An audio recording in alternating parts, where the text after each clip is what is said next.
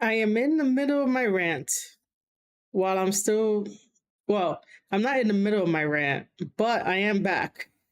Uh, because this thing is not working and I'm not sure what happened to it.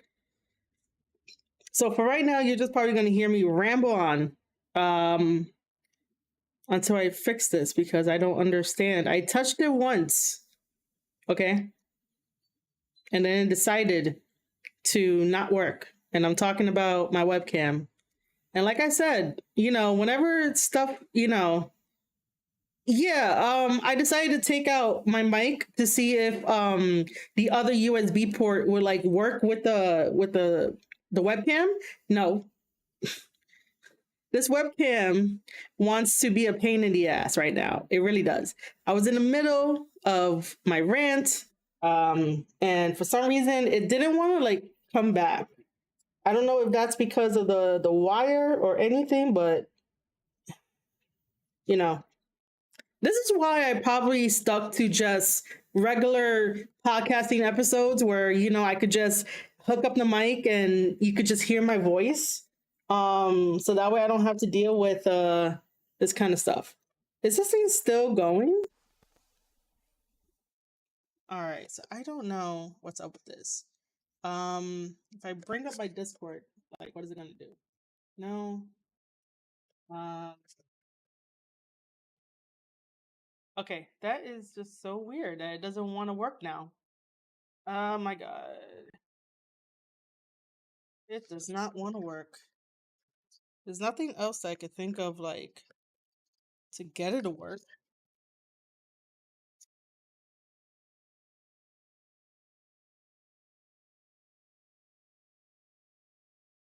Leave that Danhausen out of this.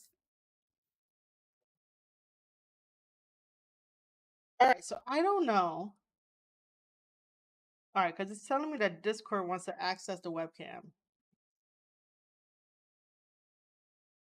Let's see if I just do that. The hell? Oh, um,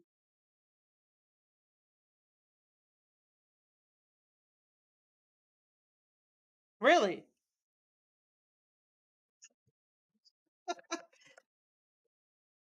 What? Oh my! What? Okay, I don't understand. I really don't understand. Um. All right, that is interesting. Okay, I am. All right, I'm back. So I figured out how to bring my camera back. I guess I did not need to restart everything because I thought that was gonna be it. But no, I guess because I said um because I told the thing that Discord can access it, that it goes. Yeah, that's very interesting. So yeah, let me try my rant once again. So for anybody that's just coming back in, I had a little technical difficulties and I was in the middle of ranting about wrestling media and how I don't understand the internet wrestling community can pay $5 to like $13 for lies while you have myself and other podcasters out there that are putting out wonderful work, that are putting out original work.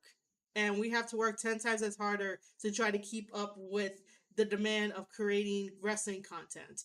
I do not believe that wrestling news is actual content, because if all you're going to be doing is, you know, sending out emails and text messages and just waiting for stuff back, like, that's not content.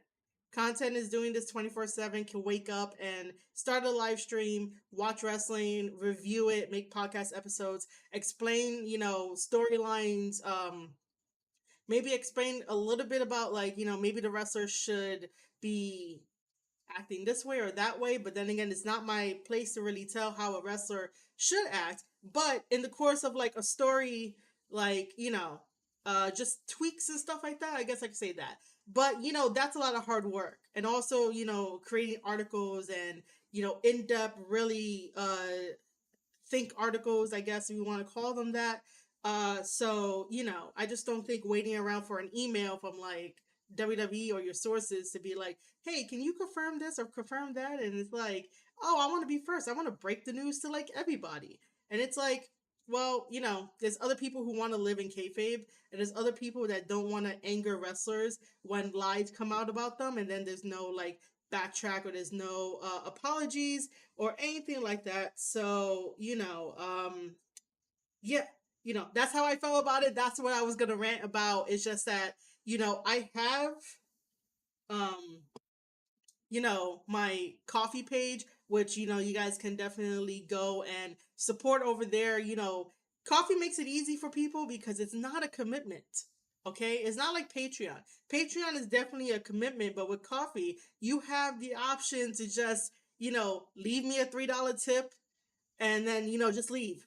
Think of it like a one night stand, guys. Like, you come in, you're like, oh cool, I like Marie Shadow's body of work. That's awesome. Let me throw down some like $3 or $4, and then bam, you could go right back out the door. There is no commitment like it is for a Patreon. So get on that coffee trend. Head over to ko-fi.com /Marie_shadows, because there's a lot of work over there that takes time and effort, and I'm not waiting for my phone to ring for like my source to be like, "Hey, let's drop this news, or let's confirm this." I kind of, I can't say I kind of. I do respect the wrestlers' privacy and like anything like that. So that's why I keep it all kayfabe on my channel, no matter what. But yeah, that was gonna be my rant before the freaking webcam decided to be like, yeah, I'm not working anymore because I lightly like nudged it. Anyway, let's get back to the topic at hand, which is definitely New Japan Pro Wrestling. So, as you know, New Japan Pro Wrestling has started the New Japan Cup. It started on March 2nd. We are currently I don't even know what day we're on, but I know we're on the 12th. So let's see. They had the 2nd, and I believe the 6th, the 7th, the 8th. Oh, probably not. So maybe we're on like 1, 2, 3, 4, 5, 6. Maybe this is night 6. I don't know. Sometimes it gets so blurry together that I'm just like, I don't know what night this is. But so far, it has it's in the third round next. Yeah. But and like, people like to break it up into days. But yeah. So far, I think all of my picks have like went through, because the first time that I did New Japan Cup, nothing happened, nothing went through. I think that was in 20, because that was when Jay White was there, and I was like, oh, Jay White is gonna win in the New Japan Cup, and then no, he got stopped by David Finlay. So yeah, which by the way, that video has like 900 views for that one, because that video was fun to do, especially the thumbnail. The thumbnail was really fun for that matchup. Um, I'm going over to my notes. I didn't really take notes for like this past one that just aired, just because it's all up in my head. But I guess we can start with the most important thing is that for March 10th, when we had okay, so I guess we should go through Chase Owens notes, cuz there's a lot of stuff to unpack there. Because I don't really want to start from like all the way from like the beginning of New Japan Cup. There's like specific story elements that I wanted to do, just because of like Chase said a lot, which needs to be unpacked, and then the main event of Fale versus Tanahashi, I felt like Fale should have won that for story reasons, and then we could talk about how that sort of weaves into the interview that Tama had with New Japan Pro Wrestling, which was amazing.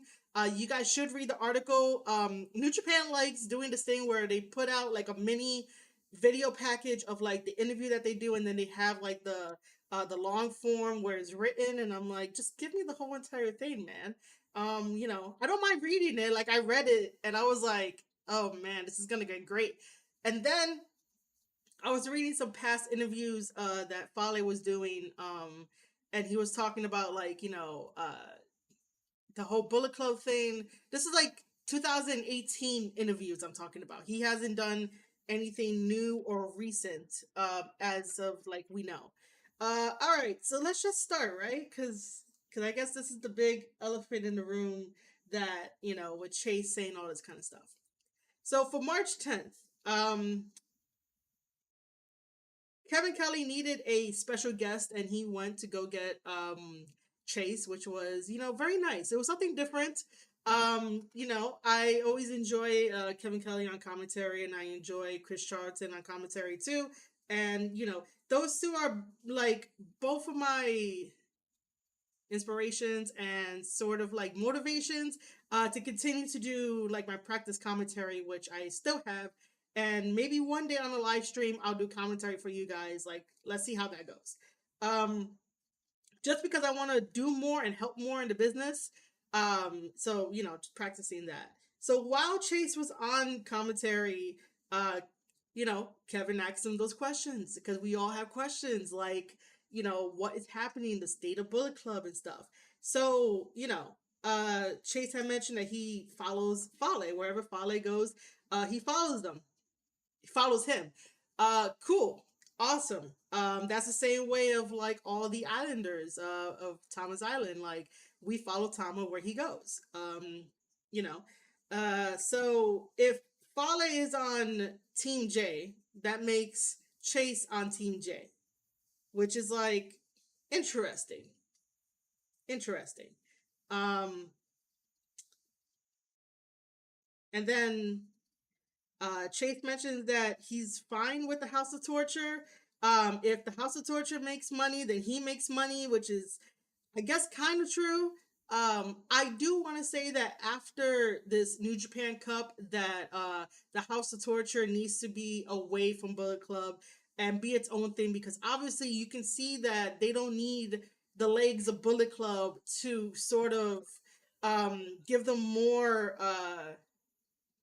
help, more of a push. Like they really don't need that. So I think at the end of New Japan Cup, they should definitely like separate themselves. They could definitely stand on their own, and I would like it better if they're just this unit by themselves, just to give another team, just because of like I don't know. There's a lot of teams in New Japan Pro Wrestling, but I don't think House of Torture needs Bullet Club anymore.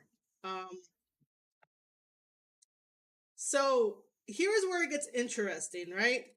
So in story, in kayfabe, because I really don't want no one coming after me and shit, telling me that I don't know what I'm talking about. In story, in kayfabe,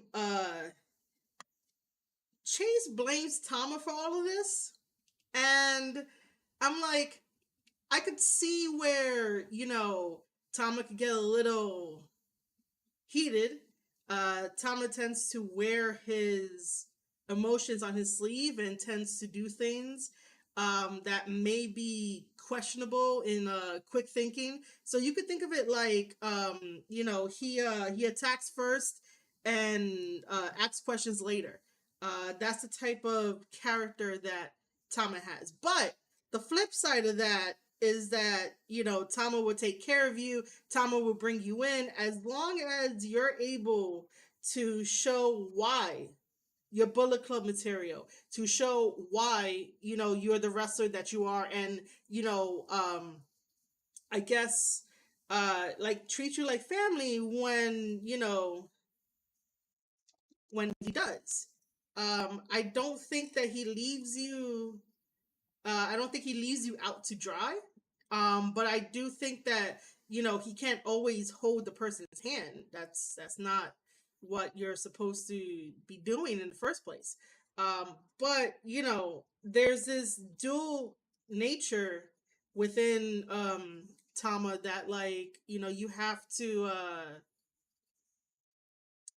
uh I lost the words. Okay, this is like dual nature that you're gonna have to realize that um Tama has.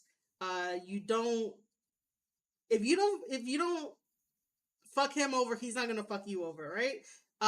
That's how I like you know figure it out because it's the same way with me and my personality. Like if you don't push me to that line, then we're good. We're not gonna like go blow to blow. If that makes sense.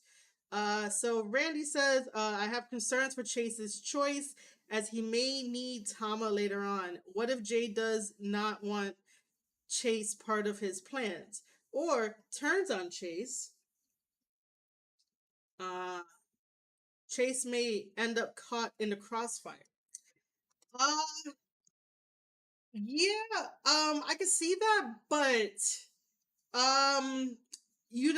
by Chase bringing up July 7th, 2018, right? It's 2018. Yes.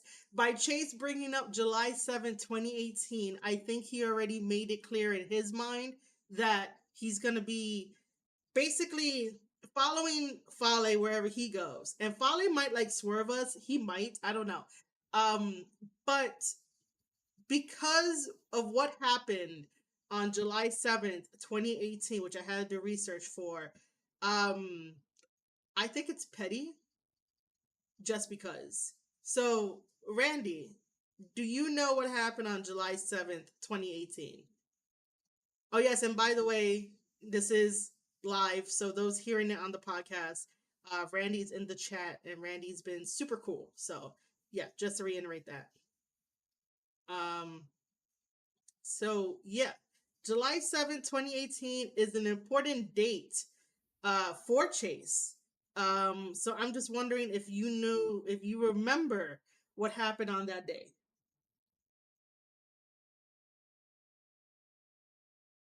And if any I mean, I'm gonna probably tell you anyway. Uh all right. So while Randy's looking that up, because that is an important like factor into this as to why he's siding with Fale/J is because on July 7th, right? And for some reason, I remember this differently than he does, so this is why I had to like go back and watch it. So if you guys have New Japan World, the subscription, you're able to go back and watch this particular event, which is basically the Cow Palace in San Francisco. It was the G1 there, and so when you watch the main event of Kenny Omega versus Cody Rhodes, right? This was during the first Bullet Club Civil War, which I remember that I didn't like it. Looking back at it, I didn't like it. During that time, I was Team Kenny Omega.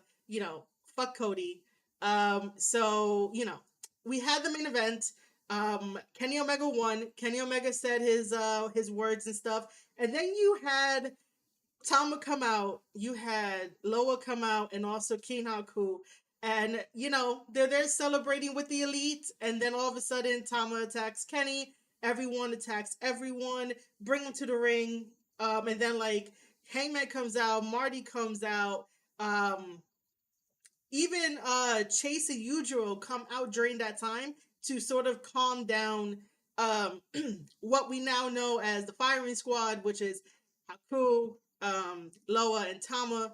And so even the friendship that you know they had with Chase and Yujiro trying to calm everything down, Tama just decided to have something click and decided to do a cutter onto Chase. Before that, Loa basically did a back body drop to Udro, and then Tama hit the cutter on no, the Tonga twist. Sorry, Tama hit the Tonga twist on Chase and basically screamed at him, "Whose side are you on?" So from that time all the way to now, he kept that inside, and then someone within Bullet Club who has actual balls to go against Tama, meaning Jay White, um, Jay White decided to basically stab Tama in the back. Chase is using July 7th, 2018 as his reason for siding with Jay rather than siding with Tama. However, I say that that's a petty thing only because you know, Tama did it once.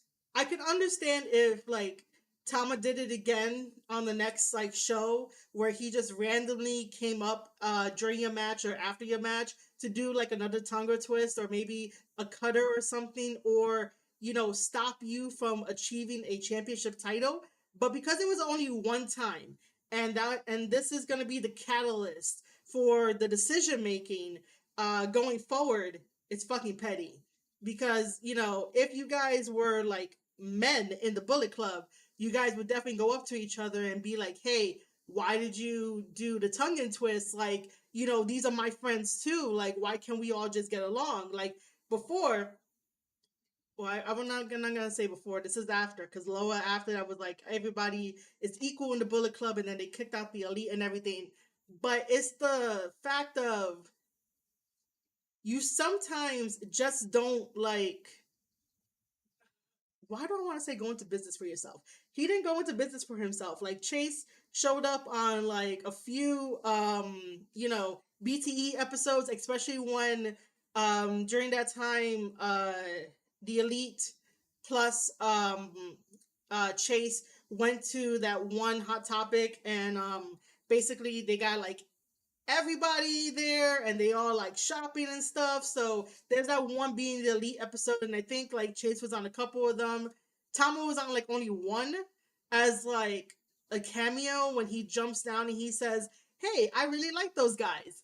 Talking about the Elite and stuff. So there's a difference in like, you know, um Chase was hanging out with them while Tama is like on the other side doing stuff related to Bullet Club, trying to build up Bullet Club over there. And then, he could see it as like him, like Chase having fun. And then to do the tongue and twist to Chase and stuff like that, and, left the American side over. But the biggest thing is that to remember is that the firing squad at the time only kicked out the Elite. So that means that, Chase and Usual were just casualties in this whole kicking out the Elite and Cody. Because if that was the case, then Chase would have been gone, Usual would have been gone if like they felt it was necessary. But this is just casualties. But like I said, if they were like actual real men to talk it out, maybe apologies would have been there, and then the thought process would have been you're just casualties. That's it. Um, Yeah. So Randy says, seems like a long time ago, but Tama does tough love for Bullet Club. Yeah, you could definitely tell that he does a lot of tough love for a lot of things. Like I said, he likes, I can't say he likes to. He probably does like to. He likes to wear his emotions on his sleeve. That's the one thing about Tama, is that like he doesn't hide certain emotions. He basically he does what's best for Bullet Club to the best of his ability and how much he could go. So yeah, that's a very important date. And it's very telling. So July 7th, 2018, at the Cow Palace in San Francisco. Um, which, by the way that I remember it, I really don't remember Chase and Usual being there. That's why I had to go like research it and look it up, because I only remember the aftermath a little bit, and then on the Being the Elite episode, which is episode 110. So if you guys want to go back into the archives, episode 110 is where you'll see at the end where like everybody, the Elite is all in the hotel room, they're all eating. Here comes a knock, in comes Cody. Cody starts eating with them, and then Cody says, so how are we gonna get back at them? and everybody just shrugs. And then Cody says, "Man, what's Haku's problem?" Which, by the way, is pretty funny in itself. But yeah, after all that, they didn't go after Tama. I mean, they probably should have if they felt so strongly. I mean, Cody felt strongly about it. But yeah, that is a very telling date. And then when Chase also puts the blame on Tama, he said during commentary that whenever something goes down, there's always this tension between either Tama and Evil, Tama and Jay, and I think those were the only two. My brain is like he probably said a third one, but I don't know who he said a third one about.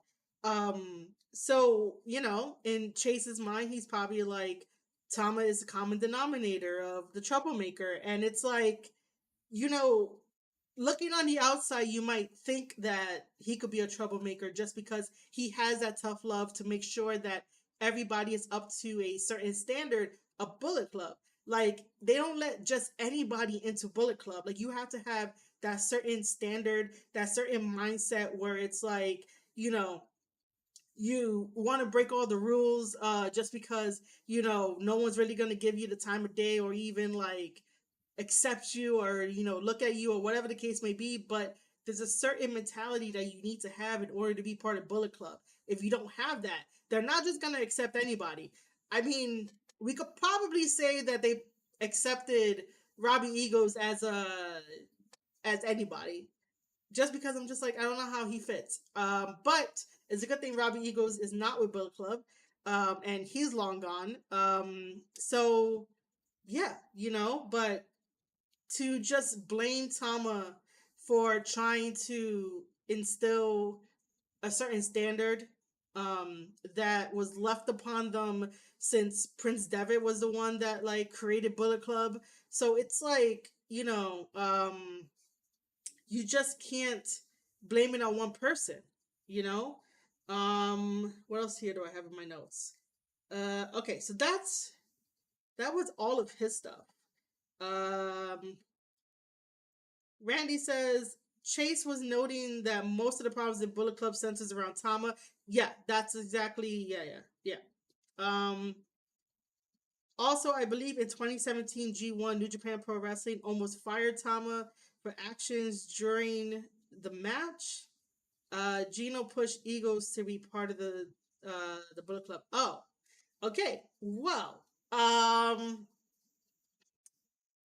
I mean, okay. So you mean the 2018 G1? That's the one we're talking about. Well, I mean, they didn't fire him, even though they were probably thinking of it, probably pushing it. Well, I mean, you go and attack somebody like that, yeah, you sort of like have grounds for like, yo, what are you doing? Okay, so I didn't know that Gino was pushing for Egos, which it's like, all right, cool. It's a good thing that you're not like with Bullet Club anymore, because the drama and everything. But yeah, so that's like the research that I had to do to make sure that I'm able to give you guys like the facts and kayfabe or anything like that. I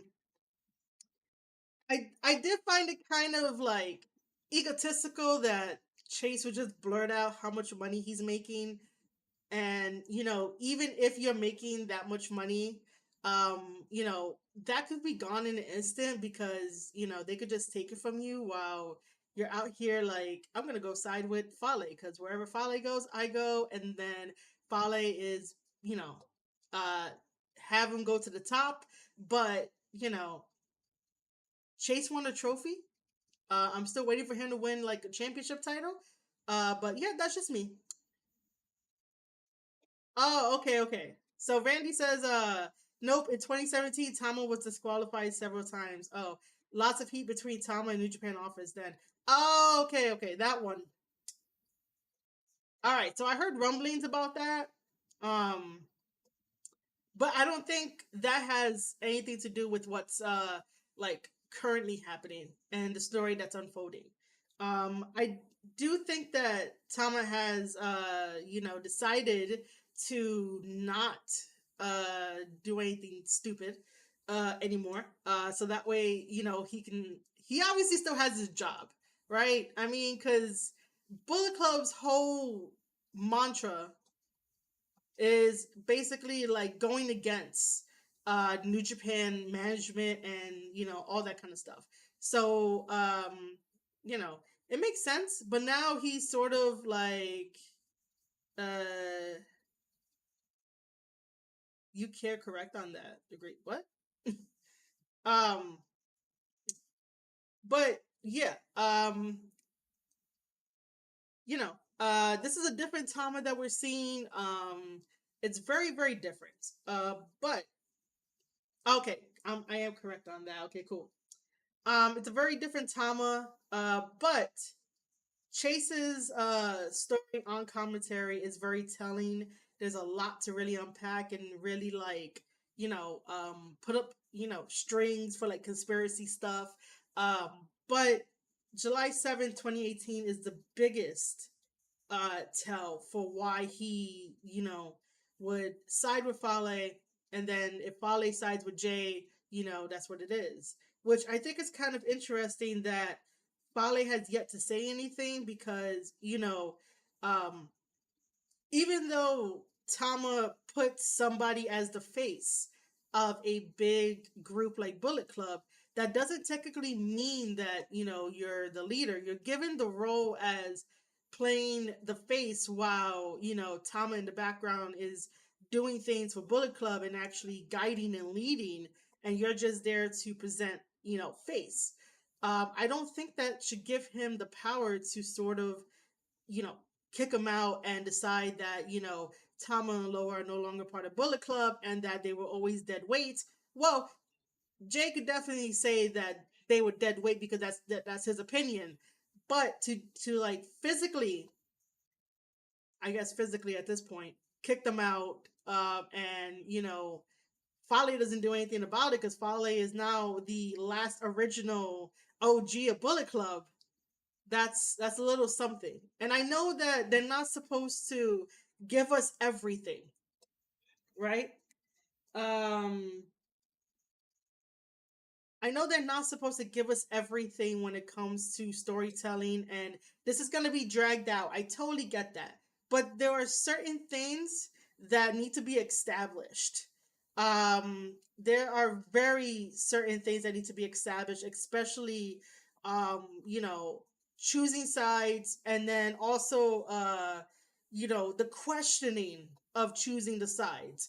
Because obviously, it just seems like Gato came in along with Fale and asked um El Phantasmo, Chase and Jado, like, which side are they on?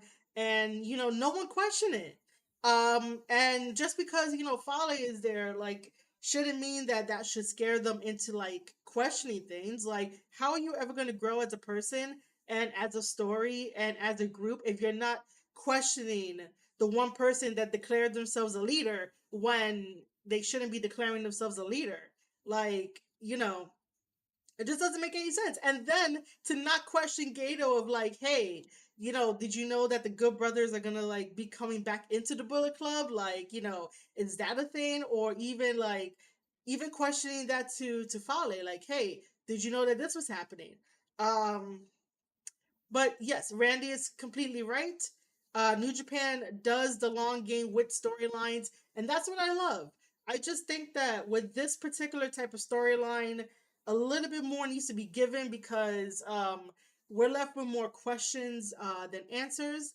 Um, but you need a little bit more so that way fans can be attracted to it, and fans can definitely be like, hey, let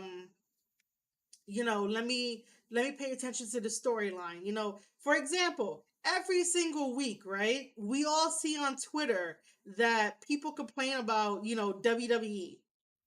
Yes, this is going to be a New Japan podcast episode, but I'm giving you guys examples to like get my point across. Every single week, people watch WWE and what they do, they complain about it. Uh, Yesterday was SmackDown, and apparently Pete Dunne made his roster main roster debut, and they call him Butch. And all I see on the timeline is people screaming at WWE about the name change, and it's like, first of all, just look at the way he dresses and look at who he associates with. Obviously, like, it makes sense to like call him Butch, even though that's probably like the worst name to call him. But for the sake of like, what they wanted to do, it works for what they wanted to do. But people complain about it, right? So, back to the point of like New Japan Pro Wrestling, if they gave us a little bit more info, a little bit more story bites, and have myself and other people out there who cover New Japan Pro Wrestling to talk about it and get buzz behind it. Maybe a fan who's fed up with WWE or a fan who's fed up with AEW will want to come into the New Japan circle and be like, "Ooh, what is this? Teach me, everything that you know." That's why I think it was very important to have Chase at commentary to give us that little bit more of information as to like why he decided to go with Fale and what's his reasoning behind it, and then like giving us the date of July 7th, 2018, and then explaining why he blames Tama for all of this. So that's what it is. I just think that the more that we talk about it, the more that we have answers. We could then do speculations and stuff. I'm just trying to get the point across of you know if we had a little bit, if we have a little bit more, which we are gonna probably get more after Sunday when we see Tama versus Evil. We'll get a little bit more insight. But in the beginning, it should have been a little bit more because all we have is more questions and stuff like that. But I hope you guys get that idea that I threw out there. Like, if we had a little bit more to say, maybe more people will come in and, be interested in New Japan Pro Wrestling if they get like fed up with, you know, WWE and like AEW and stuff like that. So, yeah, that's Chase's bit to like dissect.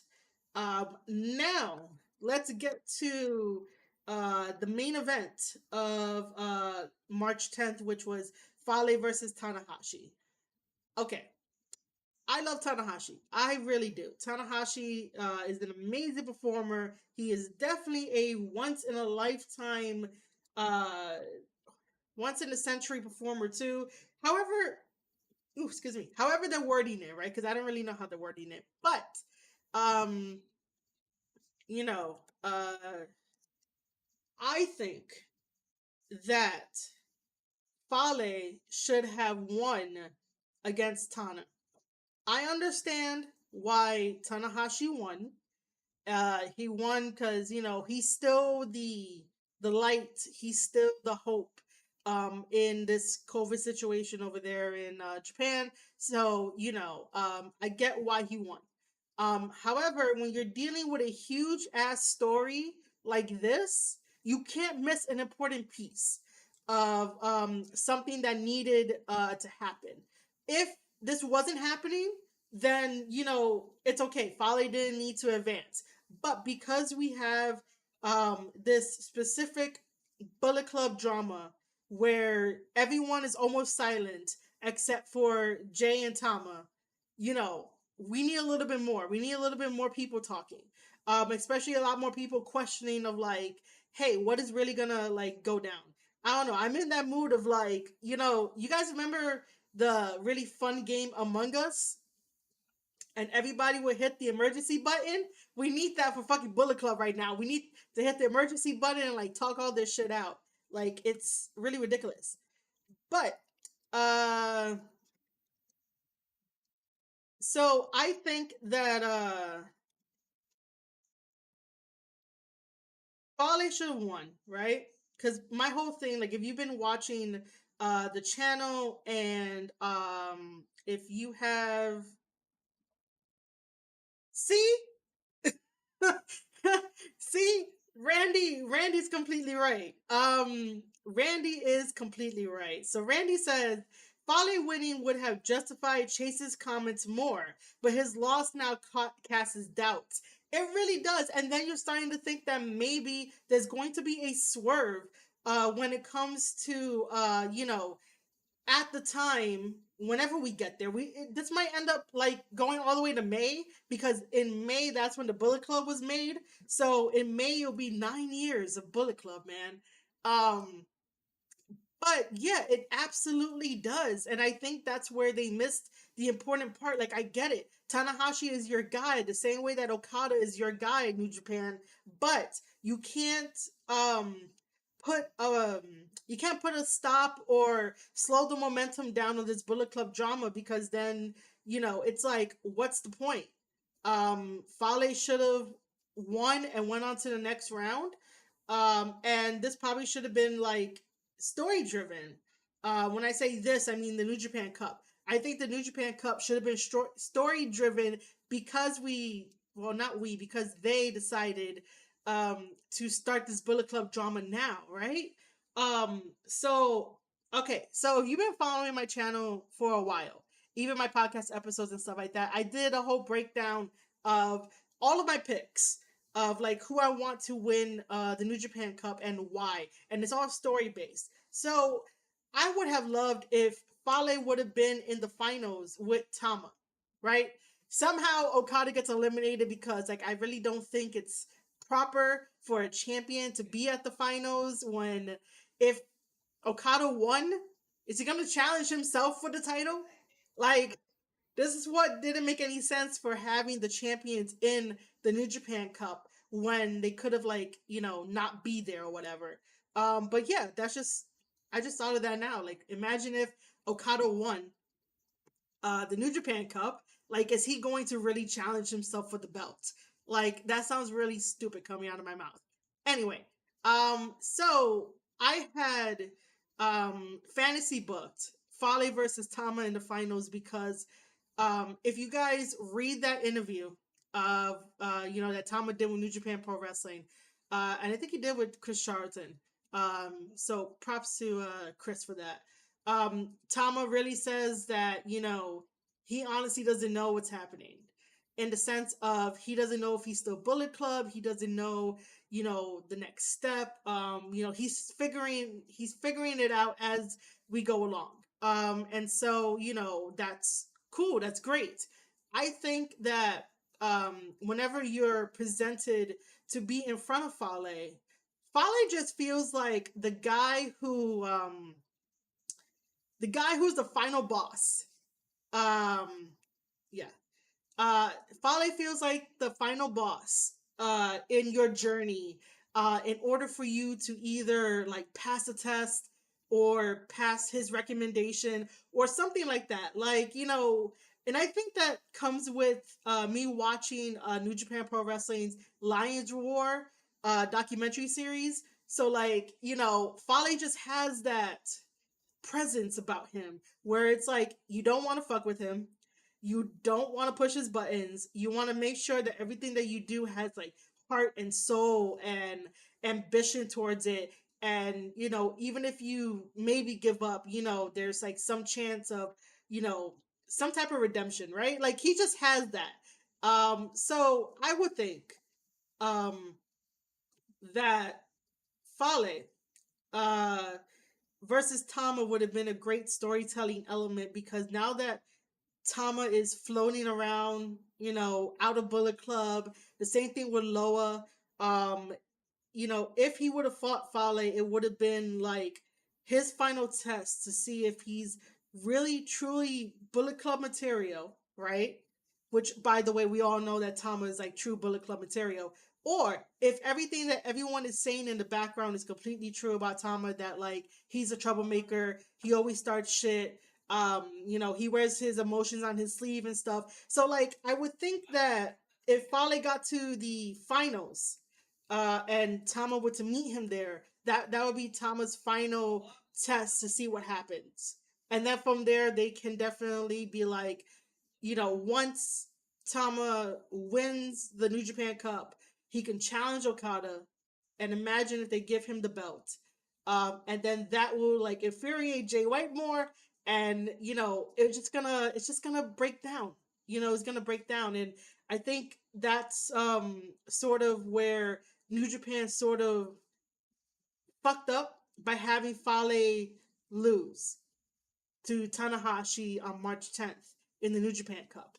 I'm a sucker for stories, really good storytelling, and I think that that would be a very strong way to present the drama that's happening, because I just don't want it to be like how it felt the first time Bullet Club decided to um, be in this Civil War bullshit.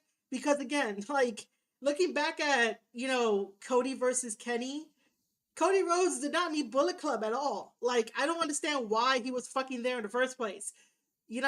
Cody Rhodes has all the potential in the world. He has the legacy of his fucking name, and then decided to be part of Bullet Club, to be part of, the elite, and then break it up. And then, it was getting a little too much. And, the firing squad wanted to bring it back down. But looking back at it, that was like the really stupidest first like Civil War. This one, I'm a little bit more happier about, just because it's different. It feels different. When Jay did the Blade Runner to Tama, that shit hit different. That shit hit different in my heart, because I enjoy both of their work. I, praise both of them. And, to have that done to like family really hurt. So it's like this one's a little bit more better. Because we have two good storytellers that will definitely give us one hell of a ride. And I could definitely say from experience that Tama is a super smart man, and he's very passionate about this business no matter what. Um he he really does love what he does and how he entertains us, and you know we're gonna be along for this crazy ass ride. And this is the hottest story going in professional wrestling. Aside from this, it's whatever WWE is doing with Roman and Brock and all of that, and then whatever AEW is doing. But this storyline right here, the Bullet Club storyline, is uh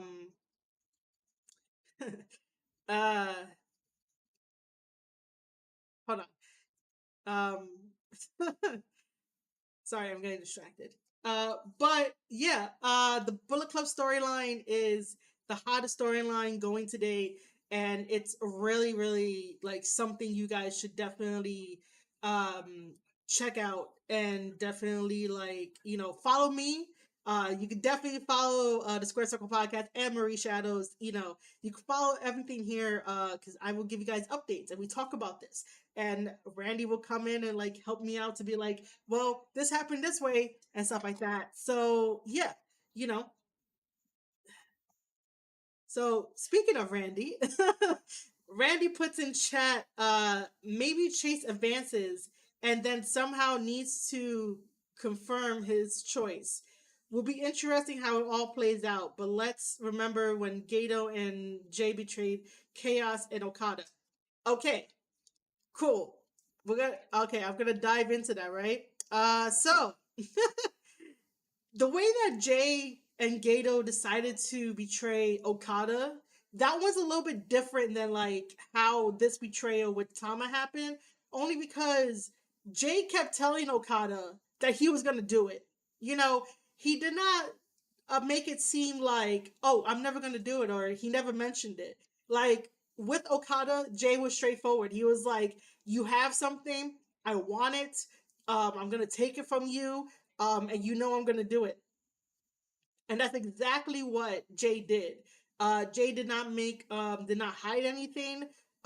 This, if we want to compare this to like what he did with Tama, that is like two different things. But like I could see where you're going with this, because we could definitely say that Tama, should have had eyes in the back of his head and should have sort of like realized that even though he betrayed Okada back in the day, one day he might end up betraying Bullet Club, because sometimes I feel like when he hasn't gotten enough satisfaction from something, he cuts it out of his life and like continues to move on and use that as a stepping stone for him to definitely get better, you know, or definitely get his name out there more. Um, so him taking out Okada was basically him doing it in front of Okada's face, but Okada was just like, nah, you know, it's fine. Okada has that freaking chip on his shoulder where he doesn't take anybody seriously but himself. The same way that he didn't take you know, Tama seriously, and Tama has a victory over Okada, and Tama just overlooked uh I'm sorry, Okada overlooked Tama when they had their match at the G1 and Tama won, and then at Power Struggle, Okada managed to right that wrong. It's the same way of how Okada looked at Jay. Okada overlooked Jay. So he did not care if Jay was saying straight to his face, I'm going to take that title from you. I'm going to destroy you. I'm going to destroy chaos. I'm going to do all this shit. Okada didn't care. That's because of that freaking chip on his shoulder and overlooking guys. Now, when it comes to Chase advancing, right? I said this. I said multiple times um, on this podcast explaining my decisions that hold up, I need to bring it up. I wish that hold on. What's what's this? Nope, that's not it. That's not it. Um nope. Is it this? Nope. I have so many images here that I like, you know. Do I have it here? Ah, okay. So it is okay. So I'm gonna bring in a picture because I did say that that Chase is gonna be advancing over Tiger Mask. I think that's who he's fighting. Um, this is okay. I have no idea if you guys are gonna be able to see this. Okay,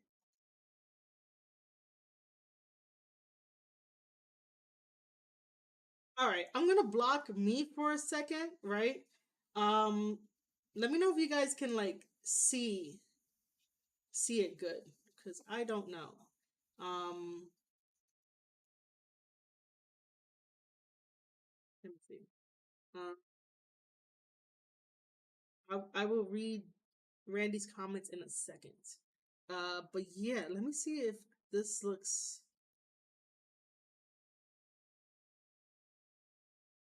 All right, you can see it. All right, cool. Cause all right. So I have. You know what? I gotta bring it up um on my thing because I need to know. I need to know. I need to know. Because I already memorized this whole shit of like what kind of storytelling we should be doing. When I say we, I mean they, what they should be doing. Just because I'm so invested in this, because it's the this is what makes me happy because it combines my storytelling ability and just thinking through problems. And by the way, the reason why professional wrestling needs hold on, I'm saying this while like I have this up. Um the reason why professional wrestling needs writers is because not only are we readers, but we are critical thinkers that can help you think outside the box to know where a story should go next and why the story should go next. If you ever want to hang out with me and pick my brain, it's because of, you know, me thinking about this on a deeper level because I love the characters, I love the story. There is a lot of inner conflict that these guys are having, but the only person that is projecting their inner conflict is El Phantasmo, which by the way we'll get to him soon too. But I mean Chase. I mean we could say Chase is like projecting his inner conflict, but it's not as heavy as El Phantasmo. So this is why professional wrestling needs writers to guide really deep stories like this and try to make sure that everything is either unraveled or all the loose ends are tied up, and then like you know there's many layers to the story. It's like when you read a good novel, you're like, oh my god, I can understand this character's uh inner conflict. I can understand this character's outer conflict. And sometimes the conflict is not just with, themselves. Sometimes it's like man versus man. And I did a whole podcast episode about like the different types of conflicts that that people can have, and how we can implement that into like wrestling and stuff like that. But if I look for it, it's gonna take me a little bit longer. But you can definitely tell how excited I am when I talk about writing and writing elements and how that transfers over to wrestling.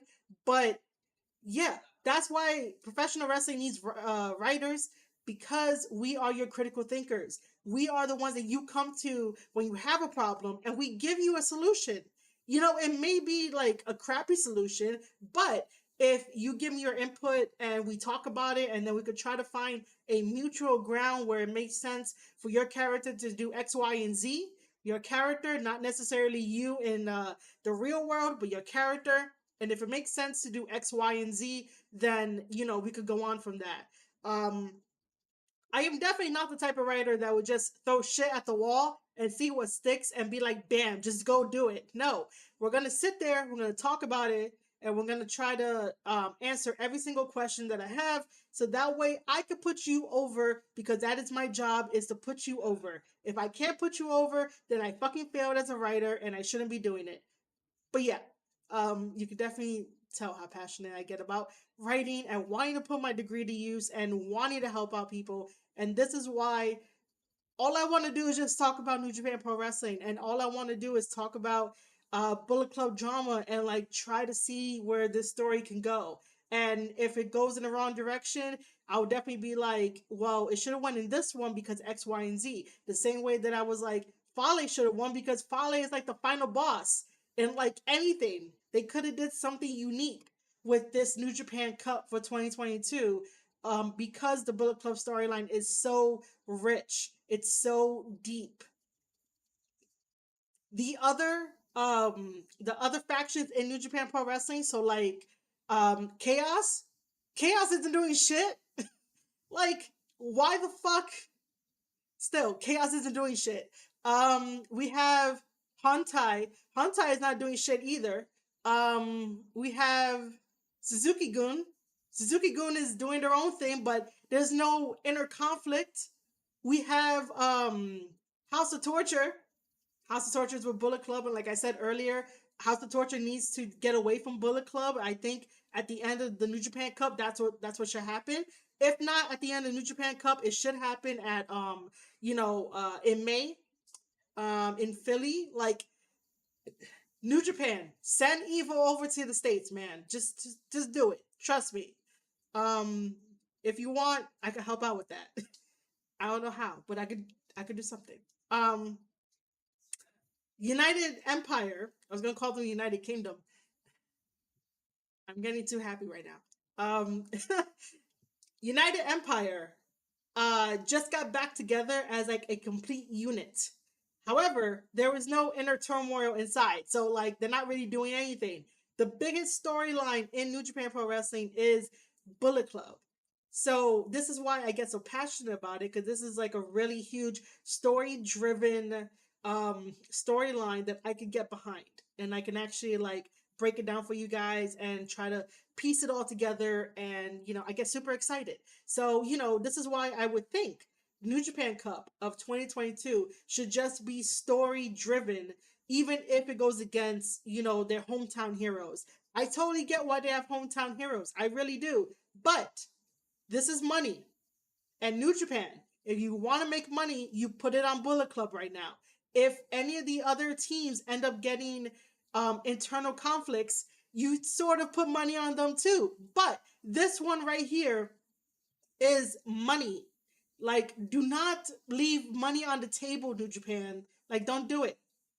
I wouldn't want you guys to do it. Like, don't leave money on the table. All right. So, Randy says, United Empire is stacked. They are. They are a great unit. I love every single member of the United Empire. Osprey could probably take the cup while Bullet Club fights themselves with Lij. Oh, fights with themselves and with Lij.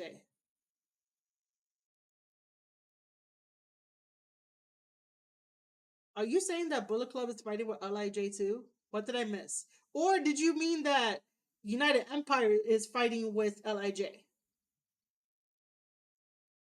The only reason why I do not want Osprey to take it is because it wouldn't make any sense. Look, man, I'm gonna push the narrative of that this is a story-driven thing. Osprey does not need the New Japan Cup right now to go after Okada to get the belt back. Like, if Osprey is not gonna present us with anything new, right? If he becomes champion, if he's not gonna present us with anything new, then it doesn't make sense for him to go and get the cup and get the be the winner and go after Okada. Tama has everything to gain in this because of what happened and because Tama is on that path of proving himself again, even if he feels like maybe like even if he feels like what's the point? Like who does he have to prove it to? One, he has to prove it to Jay. That's about it. He doesn't have to prove it to Bullet Club unless we had Fale versus Tama in the finals. But yeah. See how like my brain goes with certain things? Let's get back to Chase and all of that. This is really what makes me happy and really how like my passion just comes out because this is what I live for. This is really what I live for. Uh okay, why didn't that not show? Okay, I guess I got to read it from here. Um Randy says Bullet Club is going to be distracted with the inner conflict and needing to eliminate LIJ. So Bullet Club will be too distracted. Oh. Uh I I guess. Oh man, okay, I guess. I guess I can see it that way. That's because you're thinking Shingo is gonna go over. Alright, so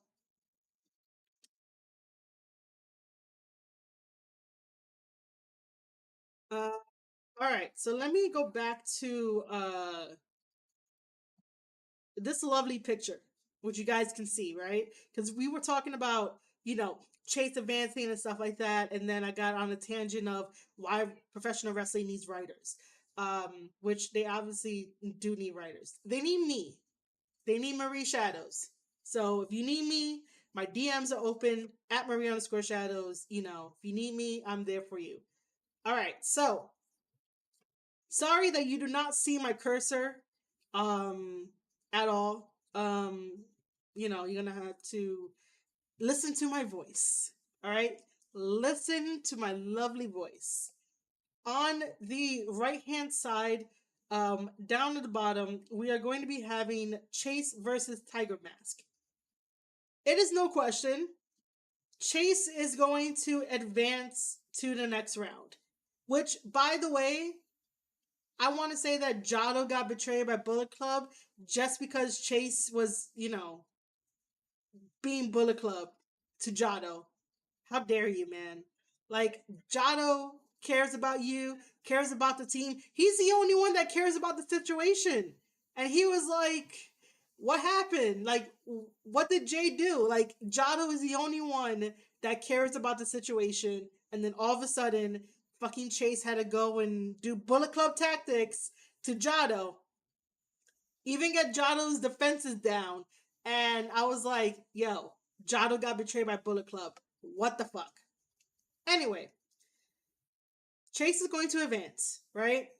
So in my mind of fantasy booking, originally I was gonna have Shingo go over Loa.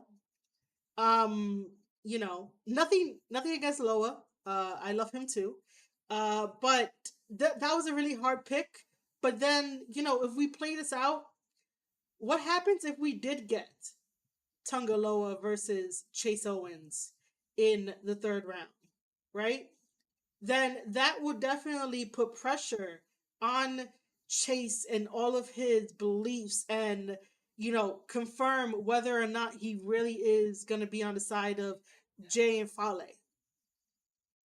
That will be great storytelling ability, great storytelling that can move this along a little bit because now is the time to put pressure on certain people, especially if Gato is putting pressure on the foreigners because Jay has a message.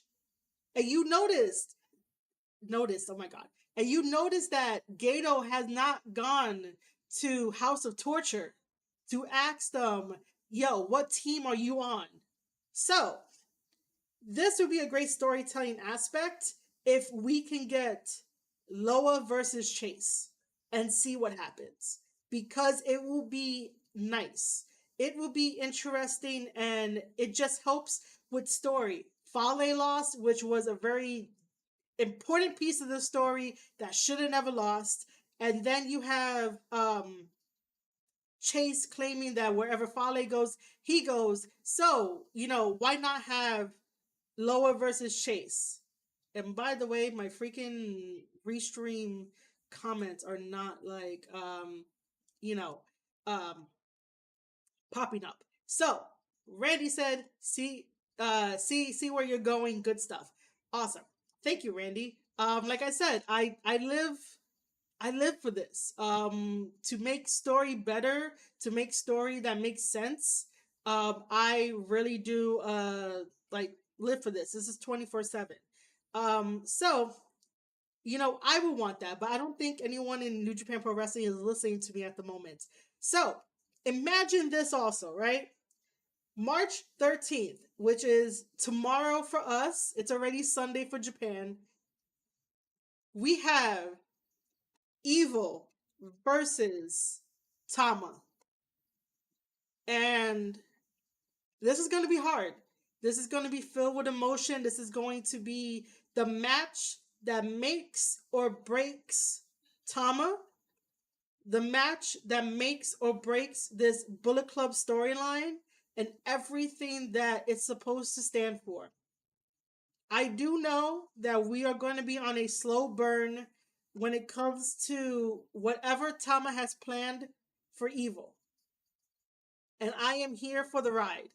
I am here to, still be on Tama's side because the way that the betrayal went down, I am not gonna accept that. That was the most heinous fucking betrayal ever, and you shouldn't be betraying family that brought you in just because Tama got a little mouthy. Tama did say that, he was asking, where's Jay? Jay wasn't in last year's G1, and that, Thomas said that, are you gonna come protect the throne? If not, Tama's gonna like take the throne and stuff. So maybe that got under Jay White's skin. Maybe it did. And so, this match here is very important, and I would think it's very pivotal for the story to commence, especially having Tama versus Evil. Chase said in his comments that there's always this tension between Tama and Evil, and so now we get it. This isn't the first time that they're meeting. This is quite a few times that they're meeting. But I really hope that Tama picks up the victory. Tama has to pick up the victory. Like I said, this tournament has everything for Tama to gain. I have nothing against anyone else in this tournament. Like, I love them all. They're all great athletes. They all tell great stories. But like I said, Bullet Club right now is the hottest story. And if you don't want to lose money, you put your money on Bullet Club to tell you a really good story. So I have Tama advancing over Evil because, like I said, he needs it. Now imagine if somehow Chase gets a victory over Loa. If Chase gets a victory over Loa, then we could probably see a Chase versus Tama matchup. And that would be amazing because, again, it has to reaffirm Chase's comments on commentary. If Chase is going to stand by Fale, and if Chase is going to stand by July 7th, 2018, this is the match, like, maybe needs to happen to right that wrong and to really get back at Tama, because if it's been bothering him since 2018, why not do it at the New Japan Cup? To right that wrong. If you did not like go to him and be like, hey, what the fuck was that? Why did you do a tongue and twist to me? Which, keeping something for that long, that grudge for that long is not healthy. Not healthy at all. And um, yeah, I think it'll be interesting if Chase went the distance and fought Tama and obviously lost to Tama. That'll be interesting. Or if Loa ends up fighting Tama. Like, I don't know why they put Loa and Tama in the same bracket side. But then again, if they put them on the other side, like, it's tricky. This is a very tricky thing, and it's like trying to make sure the spider web doesn't break, and this is what it's happening. I also do have here, what happens if Shingo goes all the way to meet Tama?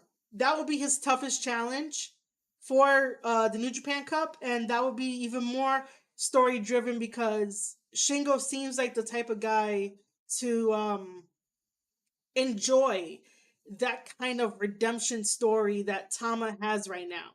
Shingo is the type of guy that wants to see your inner dragon, your inner fire, your inner ambition, and that's what Tama has. Tama has that dragon, that fire, that ambition. So, why not?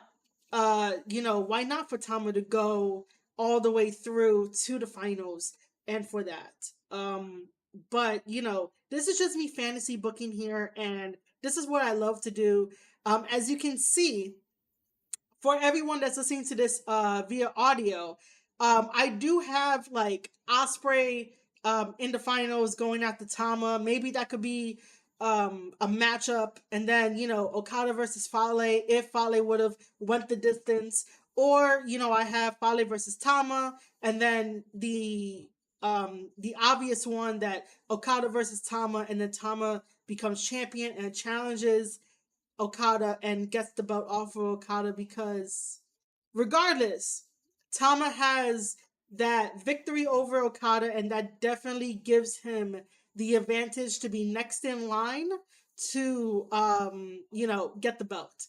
But yeah, um this is answering Randy's thing about Chase going over Tiger Mask in the New Japan Cup, and then me just again talking about my fantasy booking because again we don't have very much information to go on. But yeah, I have been streaming for close to like an hour and 12 minutes. Um, I want to take a mini break. And then right after the break, we'll talk about El Phantasmo and his inner conflict and his amazing match against Osprey and how that plays into all this Bullet Club drama. Um, and then, yeah, I think that's about it. I don't have anything new, any more new information. We know how everything played out. I mean, we could talk about the interview, we could do that. Um, yeah, we're probably gonna do that. Yeah, my thing is not working. Randy says Sunday's a major point. Agreed. Tiger Mask versus Chase, and then Loa versus Shingo, and then yeah, and then Evil versus Tama. Um, so I will be taking a just quick break. Make sure to get up and stretch for a little bit, relax for a little bit. But I'll be back in a couple minutes.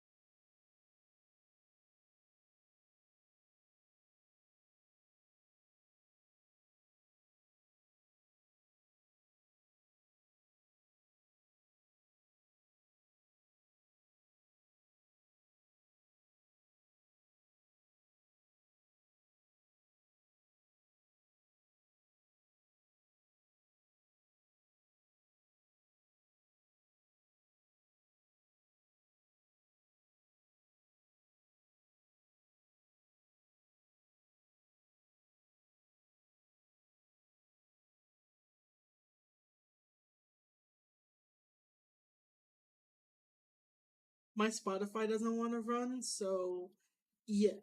Give me a couple more minutes to re-energize, and then we will talk more.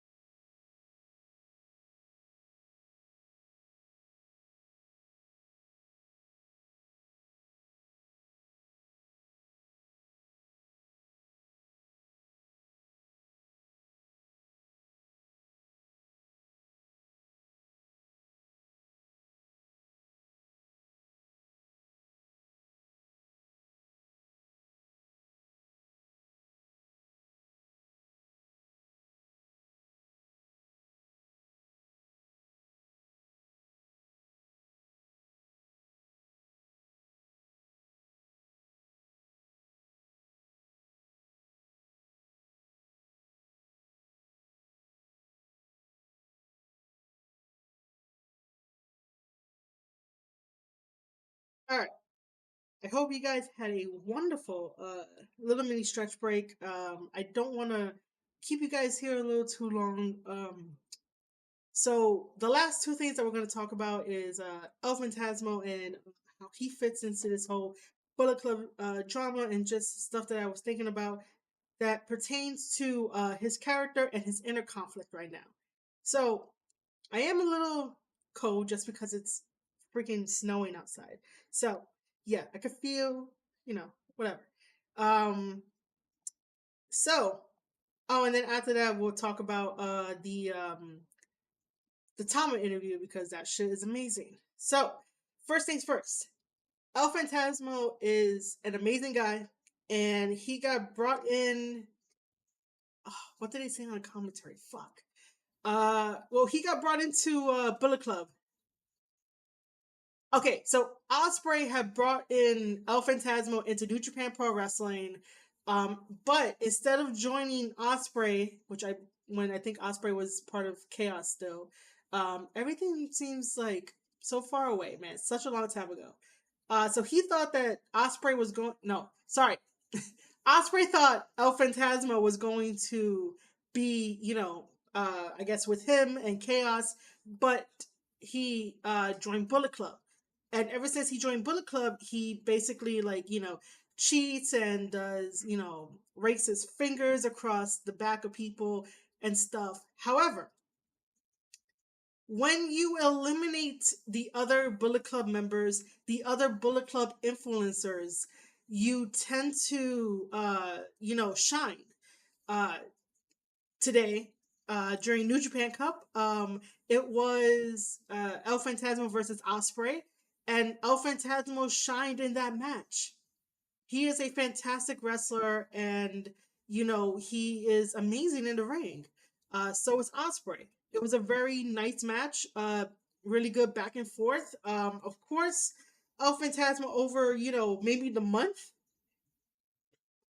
the past months. Ever since he got exposed about having a metal plate in his boot. Um, so, he no longer does sudden death, which is just a super kick. And so in this match, they really played that up where, El Phantasmo was going to go for the sudden death.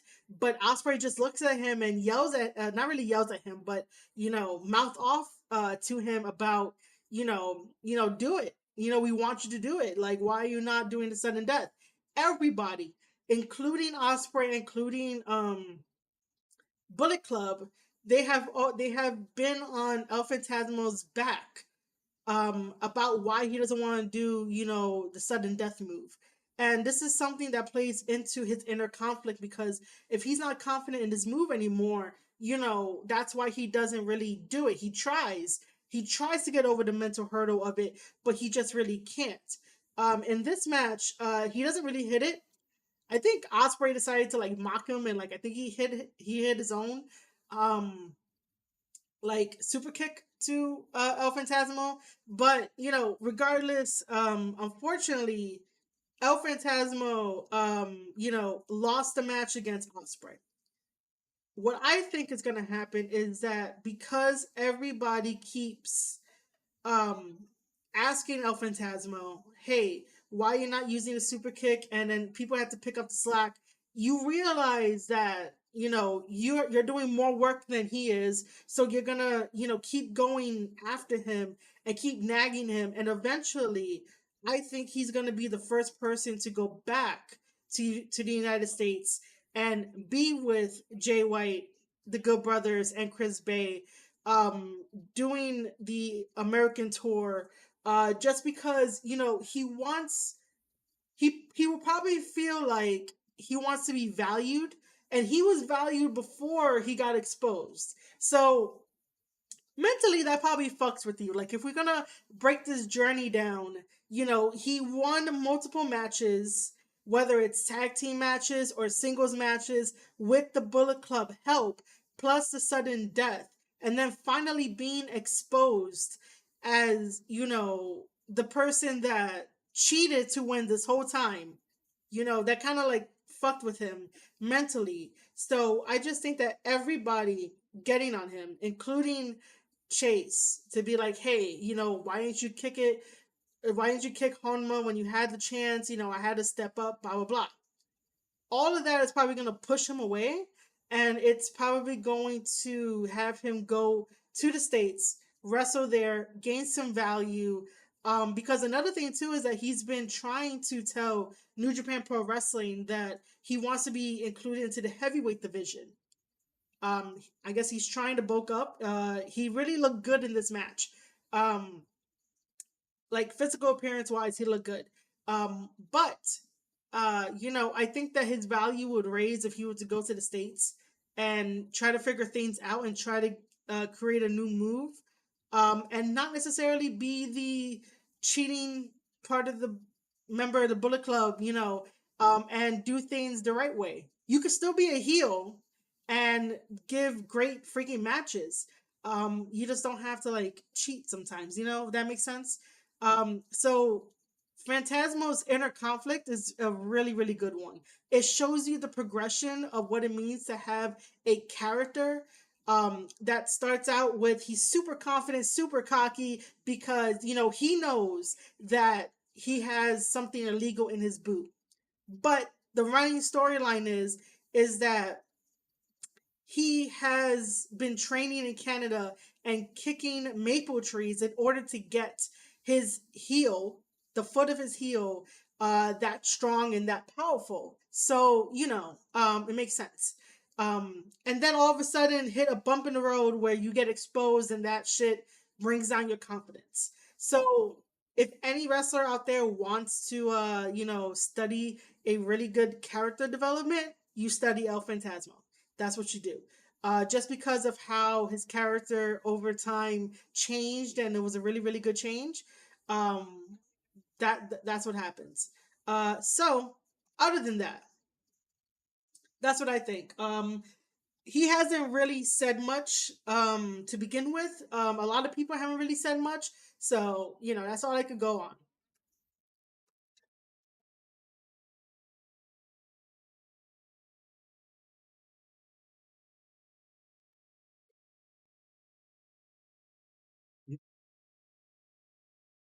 Okay.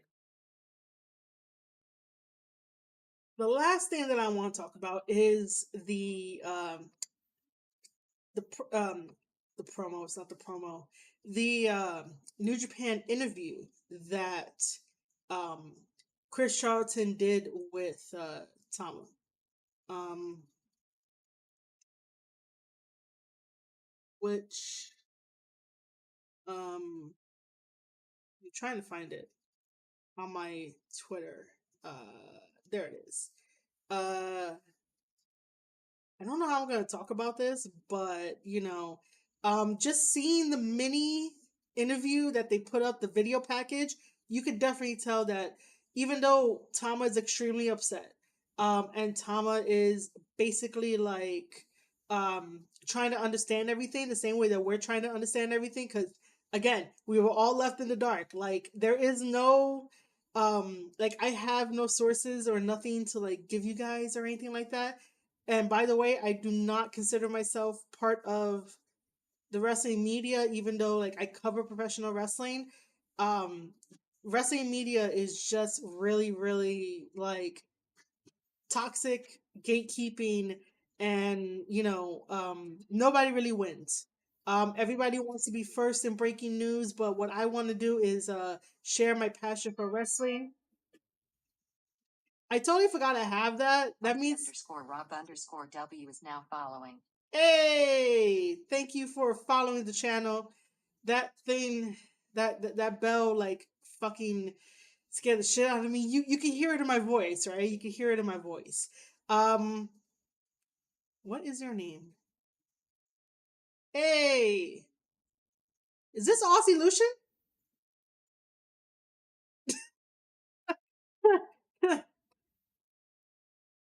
um, if it is, I really don't remember your name being Rob. I really don't. Oh my god. Uh Anyway, yeah, thanks for that follow. I might have to like change up the sound just because I don't know. That thing like spooked me. Uh for those of you listening to this on audio, basically I have a new follower. So yeah, that's what it was. All right, so back to deciphering this wonderful interview that Chris Charlton did with Tama. Yeah, in that video package, you could definitely hear in Tama's voice that he doesn't really know what's next. And oh yeah, I was talking about wrestling media and how they're like toxic, and yeah. Um what I do consider myself is a writer, is an analyst, and I could break down professional wrestling like no other. That is what I do, and that is what I love. So yeah, um, I still cover professional wrestling, but I'm not gonna sit here and be like, breaking news, guys. This is what happened, when it could be like a fucking lie, like we've been seeing over the past month. Anyway, so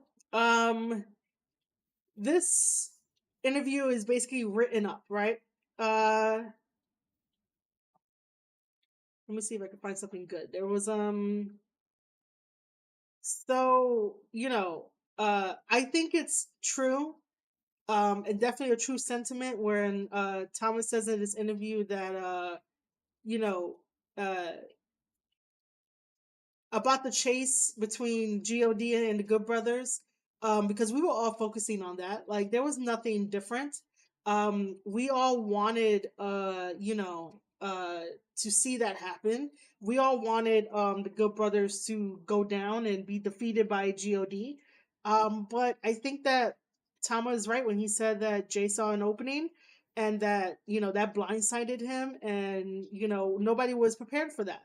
But that's what Jay does. Jay does amazing things, because he knows how to strike when the moment is right and hot, and you know what's the word I'm looking for here?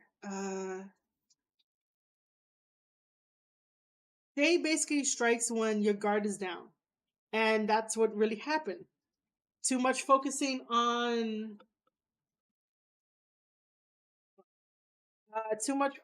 the Good Brothers allowed Jay White to get in there and basically like destroy God from the inside. If that makes any sense. Other than that, let's see. Um,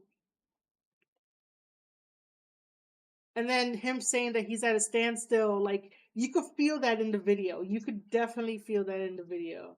Um, the thing here is that when Thomas asks about, like, when they brought Jay into the Bullet Club, they brought him in after they kicked out the Elite. And then they saw him as, someone that they can definitely mold into the top position, and I could definitely understand that. Um, you know, Jay White being in Bullet Club was a very good thing for him, and good for Bullet Club all around. Like they really made the right decision. But like I said earlier in this podcast, that I really think that after um I think after uh Tama said the little things that he said, and Jay feeling maybe not satisfied enough, he was just like, oh, that's it. I want to do something different. It's time to uh you know take matters into his own hands. And I think that the writing was on the wall ever since Jay was saying that, this is the real Bullet Club, this is the real era, and it has nothing to do with, the elite and the good brothers. But I'm not sure if they're going to tie all that in to like this. Maybe they should. Maybe they should. Um, the other thing too is that this is a little bit different just because, Jay wasn't straight up in the face of Thomas saying that, hey, I'm going to destroy everything from the inside out. You have something that I want, so I'm going to take it. It's different from him doing that to Okada. So this is why this is a little bit more different. It hits different. It feels different. I don't know if any fan out there can say they felt the same way with this when it came to Jay betraying Okada. Let's see. Uh, okay. Um, Tama does go on to say that realized that he was falling off, meaning Jay, that he wasn't at the level in the business that he was 2, 3 years ago. I think he felt threatened by me, to be honest. He wasn't here in the G1 last year, and a lot of us had to step up. I stepped up to control, and he saw that. He saw as well as he saw as well that I was upset with how he handled things last year and how he thought that he had to do something about it. So I'll give him that much. He caught me by surprise. He got one up on me.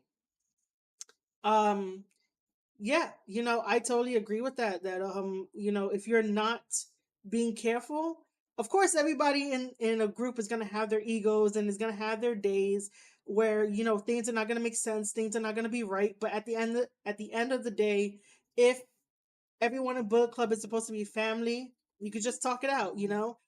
If Jay really did have something, you know, bothering him, why not contact Tama and be like, yo, let's talk about this. Like, what's really happening here? But does Jay ever do that? No. Jay is more like, what his moniker is, that he's the switchblade and that you breathe with the switchblade. Like, if he really doesn't like something, he's going to let you know via freaking stabbing you in the back, betraying you.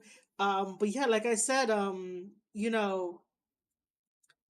Jay is such a polarizing figure that, reading this interview with Tama basically like still sort of breaks my heart just because of like, it's really weird that, Jay will be the one to be like, yo, what side are you on? When not too long ago, before they recruited him, Tama was asking people, what side are you on? Because they had Kenny versus Cody in this fucking Civil War shit. So I think this is kind of like interesting.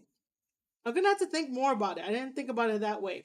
The only reason why I thought about it this way, it's because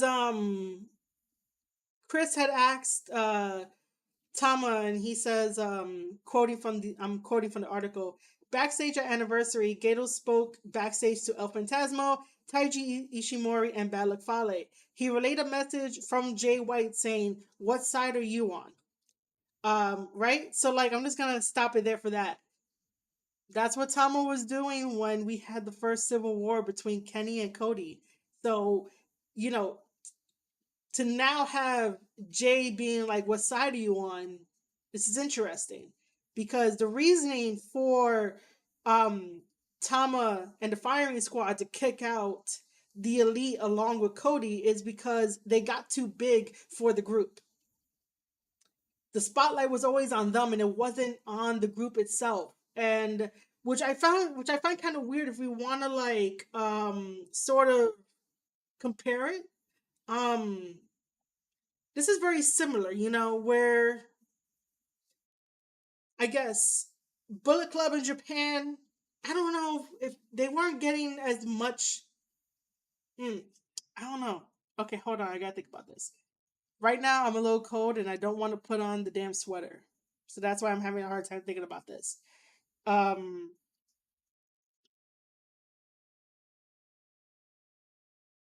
yeah, I got nothing. I might have to save this for the next one.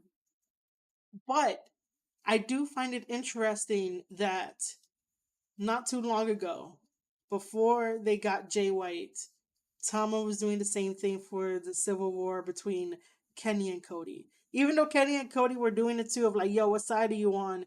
But that really didn't include um Bullet Club Japan fully, you know. And then this one here is all like Jay is now telling people what side are you on, you know. I just think that's very funny in the storytelling element that I'm gonna have to think about it more. So yeah, I'm probably gonna dive into that into another podcast episode for that. Just because, you know, I freaking love storytelling. Um yeah, now the code is getting to me. Um and then, you know, Tama telling Chris that he has not been in touch with them at all. Um and obviously we know that the right choice is Tama. We know that that's the right choice. Uh okay. Um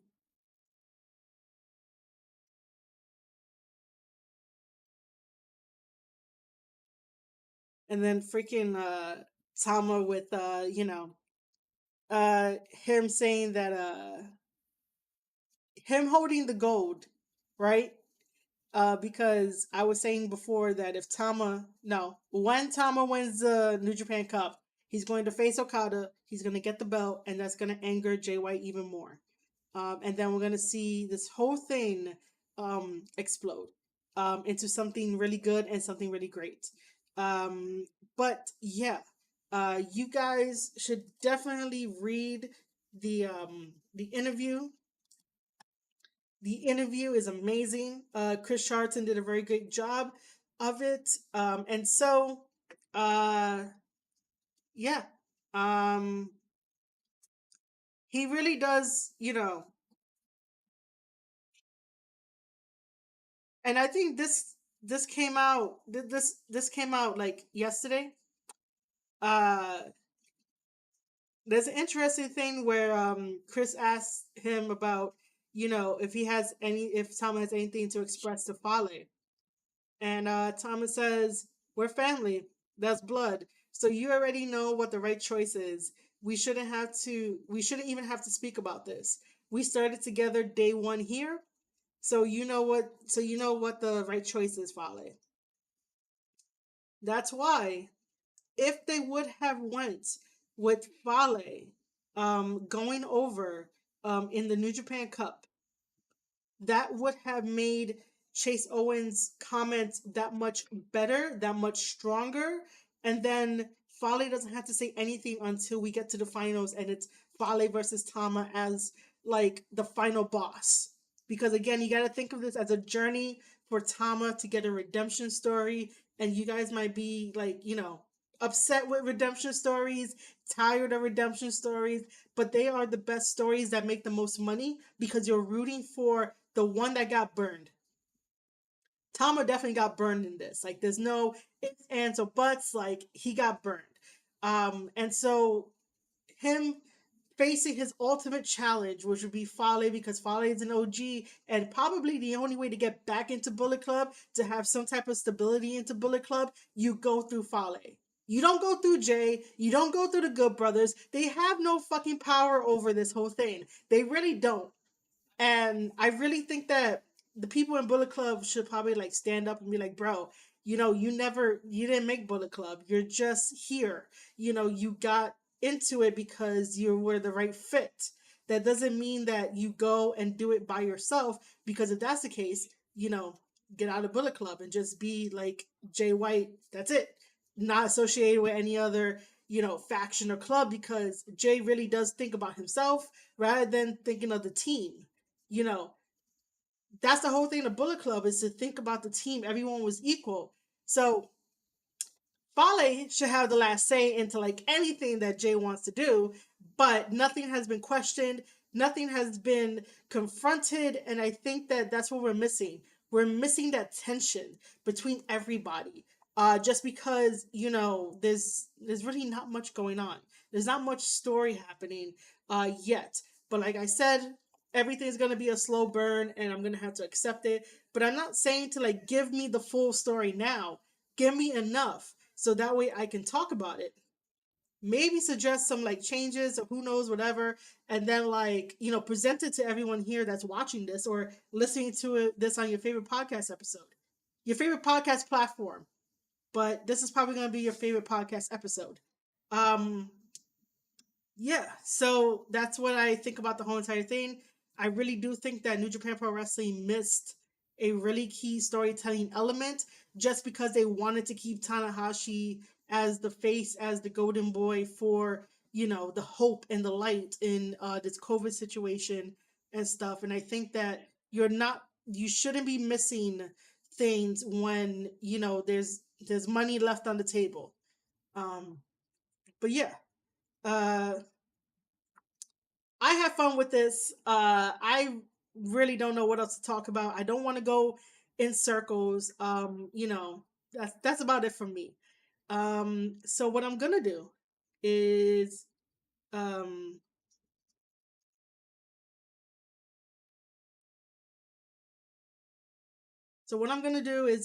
basically play us out. You're gonna hear my voice. You're gonna see that the stream is ending because uh, you know, I have nothing else to talk about. Um, I don't want to go in circles. I gave you guys all new information about, um, about New Japan Pro Wrestling. And if you guys just got here, I am super sorry. But you guys will catch me tomorrow. I'm thinking about streaming the New Japan game, which I've been playing, but I want to play for you guys because you guys are the best by coming here and helping me out and just listening to me talk. So I really do have fun playing the New Japan Strong Spirits game, and you know Tanahashi threw his hat in to be the ambassador for Japan. I want to be the ambassador for America. Hell, I just want to be the ambassador for New Japan Pro Wrestling because right now that's like the best pro wrestling around, and that's one of my favorite companies, and I just really love what they do, no matter what. Um, but yes, like I said, you are listening to the voice of Marie Shadows. So every time the stream ends, it basically shows who follows. So if you guys, um, want to follow me, you guys can, you guys should, so that you never miss an update. You never miss a notification when I go live talking about professional wrestling. Like I said, this is what I love to do. I wake up every single day and I can talk about wrestling. I make content, whether that is me writing articles. I have some articles over at ko-fi.com/Marie_shadows. And I have, my podcast episodes over at anchor.fm/Square Circle Podcast. And also on YouTube, youtube.com/Square Circle Podcast. And then right here on Twitch, twitch.tv/Marie_shadows. I am super active over on Twitter at Marie_shadows. So, you guys can follow me wherever you want. Yes, I do have a Discord. If you want to know about the Discord, message me on Twitter. If you guys want, well, I mean, yeah, I was gonna be like, if you guys don't want my Instagram, I'm thinking of making an Instagram. So, stay tuned for that. The best place to reach me is definitely on Twitter. My DMs are open if you ever want to talk about wrestling or anything like that. I really do hope that you guys um, tend to enjoy this episode and just see my knowledge of like what I bring to the table when it comes to talking about stories about this, because this is really something that I love. And I know I've been saying that this whole entire time, but I love what I do. And yeah, and I love each and every one of you guys. I really do. Everyone that has come by the stream, said hello. Randy was amazing, amazing chatter in the screen in the stream, and anybody that's lurking, that's really great. Um, So, yes, ladies and gentlemen, this is the end of the stream. I appreciate you guys for stopping by, and I will see you guys on the next one. You have been listening to an episode of the Square Circle Podcast. I am your host, Marie Shadows, and I'll see you guys on the next one.